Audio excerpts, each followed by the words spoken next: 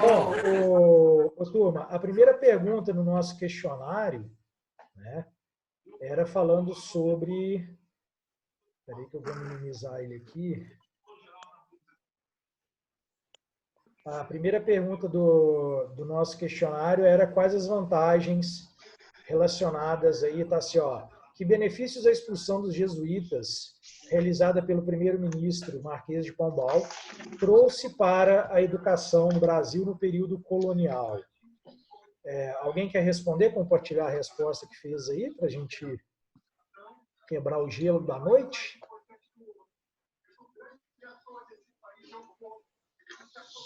Gabriela! O que você respondeu na sua... Andréia, Lauane, Bruna Santos, Bruna Stephanie, Compac, que eu não sei quem é, mas seja bem-vindo também, Daniela, Fernanda Aguinaldo, Franciele, Monique, Renata Belchor, Thalisson, né? É nós, entendeu? Alguém quer responder a primeira aí? Tá, eu respondo. Eu vou falar minha resposta. Quem quiser tirar alguma dúvida, então, participa aí comigo, tá bom? Os principais benefícios foram o seguinte: o Marquês de Pombal tinha certo receio, ele tinha uma preocupação com a influência dos jesuítas aí, primeiro por lutar para que os indígenas não continuassem sendo escravizados, tá? E ele se preocupava...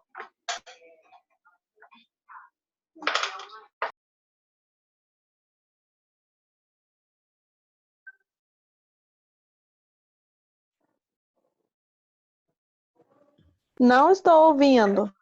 Ô, Bruno, você tirou seu som. Tirou mesmo? Isso.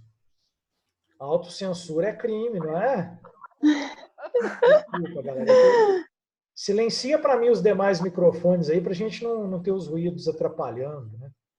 Aí, como eu estava falando para vocês, o turma, o Marquês de Pombal ele temia muito a influência dos jesuítas dentro da colônia.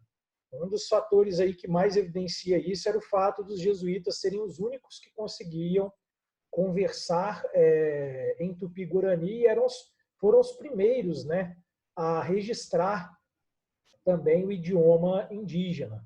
Então, ele tinha muita preocupação com a influência dos jesuítas na colônia. Então, o que ele decide? Ele decide expulsar os jesuítas de todos os territórios portugueses. Qual que vai ser o benefício, que é a resposta da número 1, que vocês têm que ter em mente para concursos e tudo que vocês forem fazer? É que, assim que ele expulsa os jesuítas, ele tem que colocar uma educação no lugar daquela que ele retirou. Então, aí será fundado, então, nas províncias, as escolas de primeiras letras. Aí começa a ter instituições, aí vai acontecer toda aquela divisão que a gente já discutiu nas aulas anteriores, né? Ficando aí municípios e províncias com a educação básica e o governo central da coroa dominando aí, então, o ensino aí, superior, porque a galera tinha que ir no período colonial estudar na Europa. Tá? Então, a criação dessas escolas de primeiras letras vai ser o embriãozinho, vamos dizer assim, de uma escola independente e crescente dentro do território brasileiro. Então, a resposta é essa. Tá? Então, os benefícios vai ser a formulação de uma educação e a criação aí das primeiras letras dentro do território brasileiro. Alguém quer realizar algum comentário? Como que funcionavam as escolas de primeiras letras? As escolas de primeiras letras funcionavam com os indivíduos tendo a educação básica, né, que era o letramento fundamental, e aí existia uma divisão. Aqueles que eram mais pobres e não tinham importância dentro da colônia, eles recebiam a catequese, os ensinos básicos dos básicos, vamos dizer assim. E aqueles que eram mais abastados, eles recebiam um ensino que a gente chama, na história da educação, e é chamado, por toda a educação também, de propedêutico, que era aquele ensino que preparava o indivíduo para poder cursar o curso superior nas universidades europeias. Porque imagina, né, dando um exemplo bem simples para vocês, Não teria como o indivíduo sair daqui da colônia e ir cursar um curso superior sem saber as 4 operações principais, ler, escrever, ter um domínio de texto ou qualquer coisa nesse sentido. Então, isso daí era como funcionava o básico. Então, como que funcionava a educação de primeiras letras? Funcionava com o sentido de alfabetizar e catequizar os colonos. Você sempre vai ter em mente, quando for responder outras provas, qualquer questão que você tiver que fazer, você tem que ter em mente o quê? Que era dividido. Aqueles que eram mais abastados recebiam uma educação preparada para a continuidade europeia do ensino, e aqueles que eram menos abastados recebiam só a catequese, porque ia ter que trabalhar aí em serviços braçais. Alguma pergunta sobre esse tema aí, turma? Tranquilo, né? Não precisa desbloquear o microfone, não. Só quando alguém tiver alguma pergunta, desbloqueia o microfone e fala, Bruno, que aí eu sei que vocês estão me chamando. A terceira pergunta do nosso questionário aí. Qual o principal problema em relação à educação a sociedade brasileira enfrentou na transição da colônia para a república? Turma, qual que vai ser o principal problema aí dentro dessa questão? Teve um pequeno erro na formulação da pergunta, eu não sei se vocês conseguiram identificar, que, na verdade, a minha intenção era perguntar na transição do Império para a República. Alguém conseguiu perceber esse problema aí? Não, né? Então, eu vou considerar a maioria das respostas, mas eu gostaria de corrigir esse erro aí, que não vai deixar de ser um problema, né? Porque a gente vai ter o Brasil colonial, depois o Brasil imperial e a República. Do Brasil imperial para a República, qual vai ser o principal problema? A quantidade de pessoas que não tinham acesso à educação. Como eu falei para vocês em aula, mais de 80% da população era analfabeta. Então, esse analfabetismo em grande escala fazia o quê? Fazia com que faltassem administradores aptos, fazia com que faltasse toda a gama de profissionais, então, que pudesse estruturar a República. A partir daí que em 1889, a gente viu durante nossas aulas, né, que vai existir uma preocupação maior com letrar as pessoas, dar uma educação básica para as pessoas. A lei de 15 de outubro de 1827 já é uma lei imperial que já fazia necessária a ampliação, né, desse ingresso dos indivíduos na escola, tá bom? Então a resposta é essa, quem puder anotar aí, depois qualquer coisa eu passo a reformulação para vocês. Então a pergunta ela fica sendo o seguinte: qual o principal problema em relação à educação a sociedade brasileira enfrentou na transição do Império para a República? Aí qual que foi, pessoal? A quantidade de pessoas que não tinham acesso à educação. Lembrando que a catequese também era considerada educação, mas era uma educação que não preparava os indivíduos aí para a vida em sociedade. Aí vai surgir, no decorrer aí da história dessa escola, aquela necessidade de formar um cidadão preparado, que era um indivíduo, então, que fosse condizente com a vida republicana. E isso daí tem uma preocupação de higienização da população, tem a preocupação de fazer com que a população fosse literalmente educada, né? Saber se comportar em locais públicos e tudo mais. Agora, uma grande gama de pessoas excluídas da escola, eles não conseguiriam preencher nem os cargos primários, né, que existiam nessa necessidade. Alguma pergunta sobre esse tópico? Não? Então, beleza, vamos para 4. Por que a chamada escola dualista era considerada ruim para os mais pobres e benéfica para os mais ricos? O pessoal. A escola dualista ela vai existir em que gênero? Né? A escola dualista é o seguinte: parte da escola é educação pública primária, as primeiras letras, que os indivíduos vão ter acesso para aqueles conhecimentos básicos. E depois os indivíduos, para ter uma continuidade na educação, eles vão ter que ir para onde? Para as particulares. E as escolas particulares, elas recebiam uma maior atenção, tinha mais recursos. Aí você vai virar e falar assim, mas hoje em dia ainda existe essa discrepância entre a escola pública e a escola particular. Eu não sei por que houve um retrocesso na questão da educação. Se a gente observar os quadros mais antigos, né, as escolas públicas elas conseguiam ter excelência para poder colocar os indivíduos, então, nesse caminhar aí. Surge uma abertura para muitas discussões nesse quesito aí do hoje, da escola particular e da escola pública, inclusive pela própria questão social, né? Está existindo um grande debate hoje. Vocês não reparem não que minha casa é habitada por felinos e cachorrinhos, viu, galera? Todo mundo participando da minha aula, isso é maravilhoso. Aí o que acontece, ô turma? Essa questão analisada hoje, né, tem uma grande gama para discussão. Por quê? Porque tem todo o problema social que a gente também encontra. Está sendo discutido, por exemplo, se as aulas vão voltar na rede pública, igual eu estou dando aula para vocês aqui. Certo? E a gente sabe que muitas crianças não têm computador, muitas crianças não conseguem ter acesso à internet, muitas crianças não conseguem o déficit de atenção e coisas nesse sentido, sequer acompanhar, né, uma aula e tudo mais. Então, sendo necessário professores de apoio e outras questões nesse sentido. Agora, naquela época, era uma questão puramente de condição social. Quem pertencia, então, a uma gama mais elevada, entendeu, da sociedade, tinha, então, a educação particular. Os outros recebiam só aquela educação básica, só aquela educação, digamos assim, que preparava o camarada para os trabalhos. Então, eu sei que vocês gostam de marcar aí para poder estudar, né? Então, vamos fazer uma resposta curta e grossa aqui para essa questão. Os mais pobres eram excluídos, né, pela necessidade do trabalho, e os mais ricos tinham a continuidade aí na escola por poder se dedicar simplesmente ao estudo, por poder ficar simplesmente aí na escola estudando.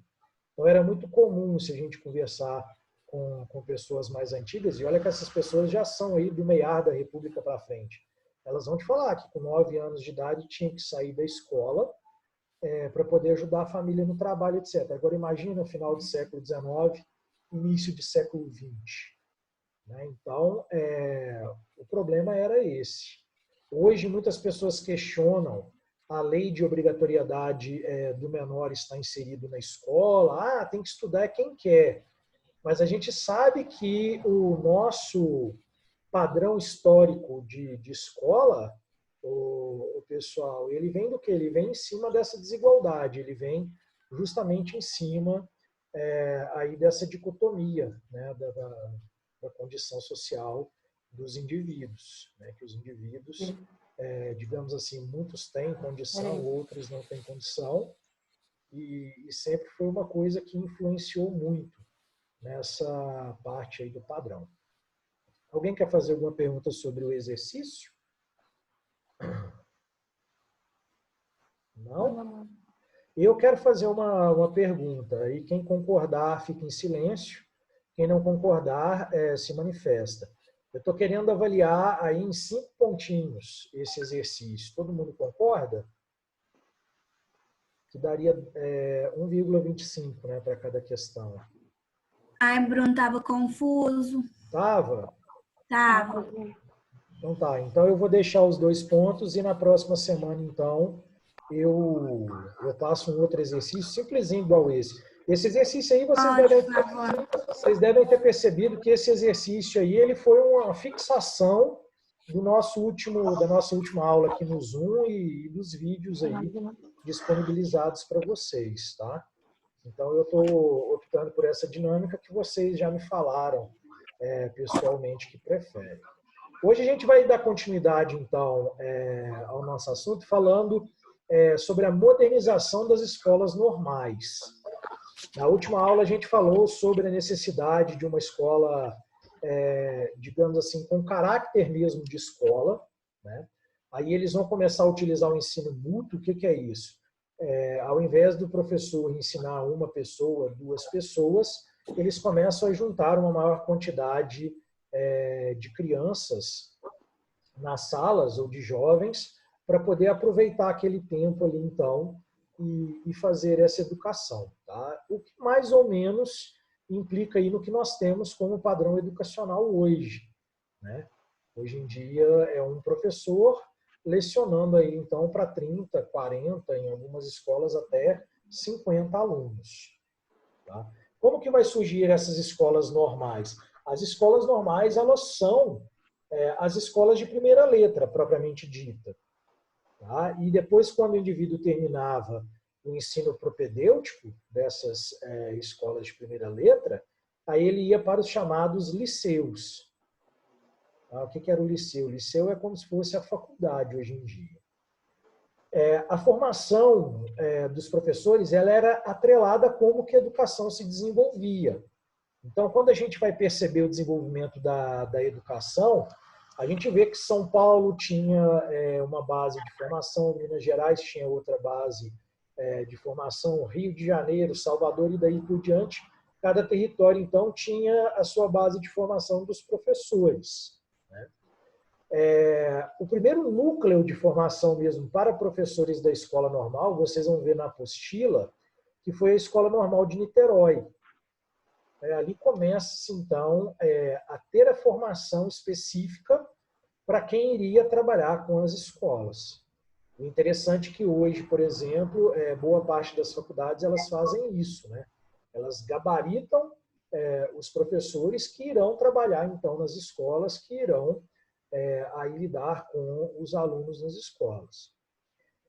Só que tinha muitos problemas para essas escolas aí funcionarem. Primeiro, a educação primária, que a gente chama hoje de educação básica, ficava a cunho aí dos vilarejos, né, e das províncias, que são os estados hoje.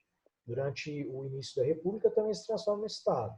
Então, quando vocês lerem na apostila que a educação primária ela era subsidiada pelo Estado, vocês vão reparar que o Estado está com letra minúscula. Aí você vai lembrar da aula do tio Bruno, né, lá no primeiro período de Sociologia. Bruno, Ele ensinou para vocês que Estado com letra maiúscula quer dizer a nação, o país todo. E quando na expressão vem o Estado com letra minúscula, é Minas Gerais, São Paulo, Rio de Janeiro, Rio Grande do Sul e daí por diante. Sim, pode perguntar. que página que está na apostila? Só um minutinho que eu vou ter que abrir a apostila aqui para me localizá-la. Thaís, Oi. 54. Que é isso, hein? Quem que é essa ajudante eficiente aí? Identifique-se, por favor. Stephanie. Stephanie. Desculpa, pessoal, é porque eu não estou seguindo pela apostila, não. Eu faço um esqueminha anotado, igual quando eu passo no quadro, para ficar mais simplificado para vocês. Mas vamos lá. Então, quando aparecer a palavra Estado maiúsculo, é a nação, é o país. Quando aparecer a palavra Estado minúsculo, é o Estado, Minas Gerais, São Paulo, Rio de Janeiro, etc. Só para facilitar a compreensão de vocês. Tá? E a gente sabe que um dos grandes problemas, historicamente falando, da educação no Brasil é o quê? É os estados terem condições de investir com qualidade, de investir tudo que seja necessário realmente para a educação, então, fluir, para a educação ser desenvolvida. Então, quais que eram os principais problemas? A baixa frequência, né, nas escolas de primeiras letras. Como eu expliquei para vocês, por causa da questão social, muitas pessoas tinham que deixar a escola, abandonar os estudos, para poder, então, ajudar as famílias no trabalho e daí por diante. O número insuficiente também de professores. Estamos falando de uma educação que está no início. Então, não era qualquer um que tinha esse poder de formação para ser professor. Tá, pessoal? Então, o que vai acontecer? Então, vai faltar os professores e, em alguns momentos ali, então, eles tinham que trabalhar com o que tinha. É muito comum você ver lá no começo republicano várias séries, por exemplo, dentro da mesma sala. Um professor dando aula, a gente vai ver que eram as escolas múltiplas, né, o sistema de educação normal múltiplo, que eram várias pessoas de várias séries diferentes dentro da mesma sala. Só para vocês imaginarem, né, como que funcionaria isso, o turno.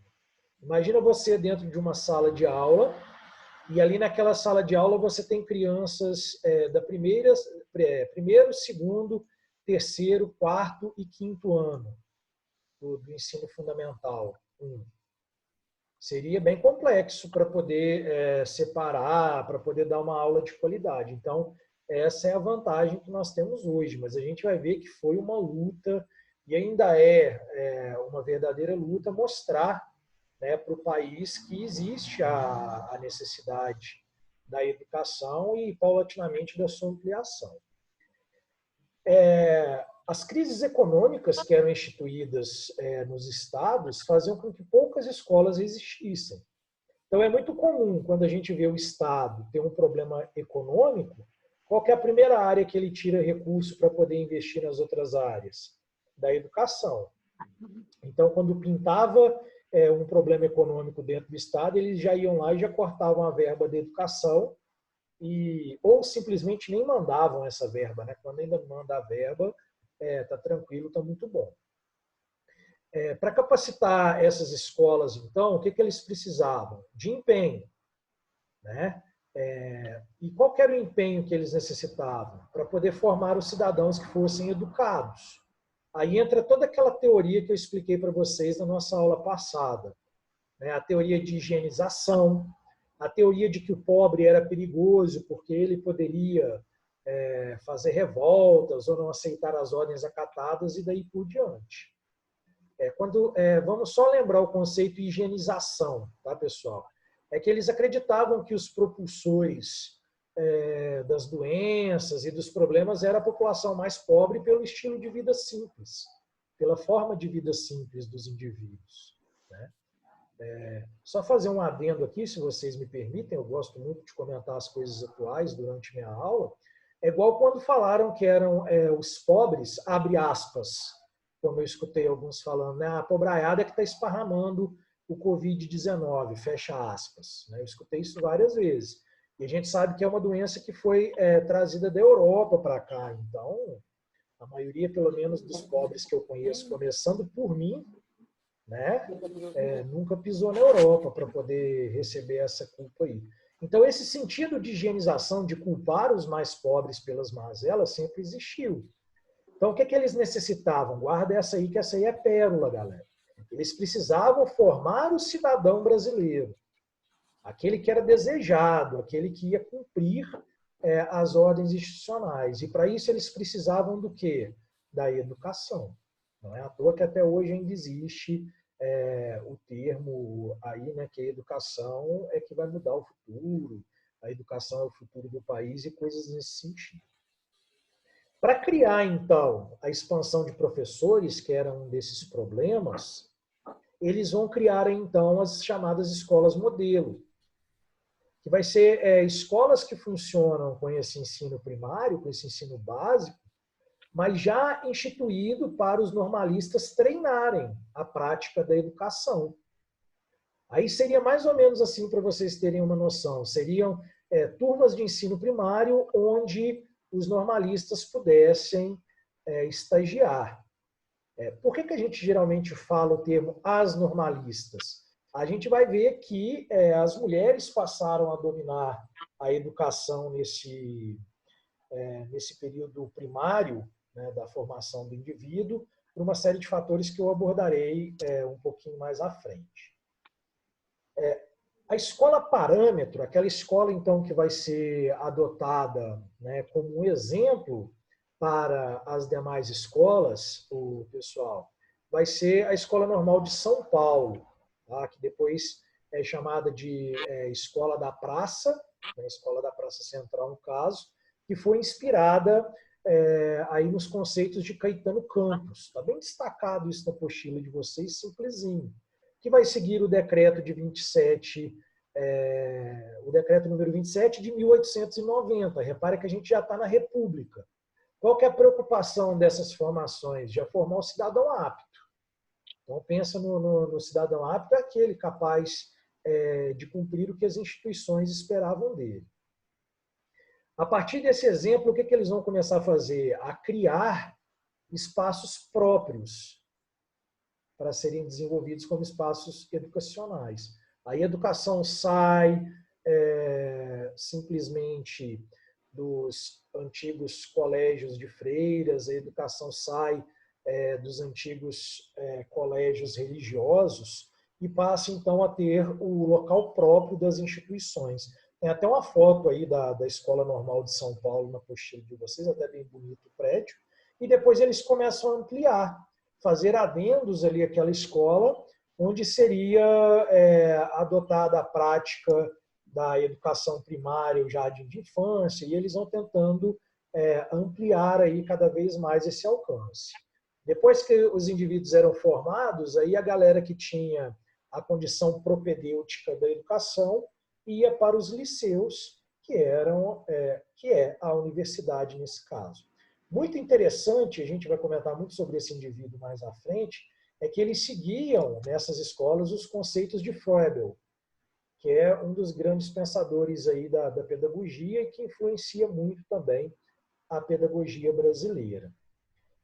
A escola normal complementar vai ter como objetivo, então, formar esses professores em menos tempo para atuar na educação. Seria uma espécie de compactar o ensino para poder resolver esse problema que eles tinham. E uma das questões muito interessantes do método do Froebel para essa questão escolar vai ser o desenvolvimento aí da lição das coisas.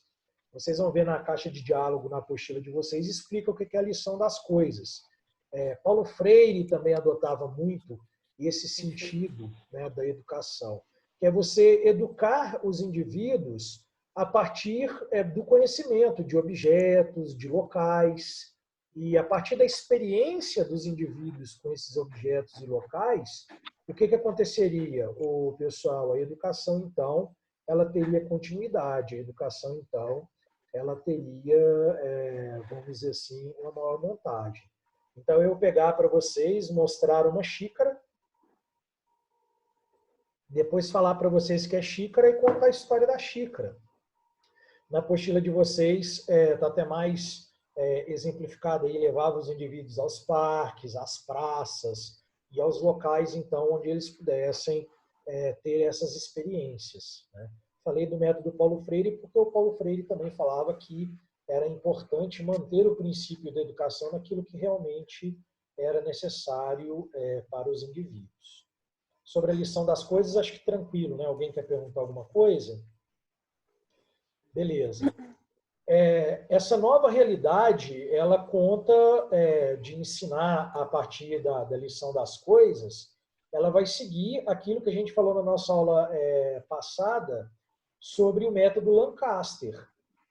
Qual que é o método Lancaster? Já que você vai ensinar a partir da experiência e os indivíduos vão estar imersos nessa questão da educação, não tem necessidade de ser uma educação separada. Eles podem, então, utilizar o ensino mútuo, que são vários indivíduos no mesmo local.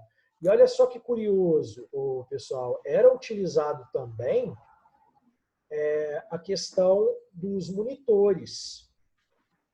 O que eram esses monitores? Como tinham várias pessoas de diversos graus de desenvolvimento epistemológico e pedagógico dentro da sala de aula, aqueles que fossem mais avançados, né, vamos colocar entre aspas, porque eram aqueles que tinham idade maior ou uma experiência maior, ajudavam os demais para poder fazer aí com que a educação mútua funcionasse a contento.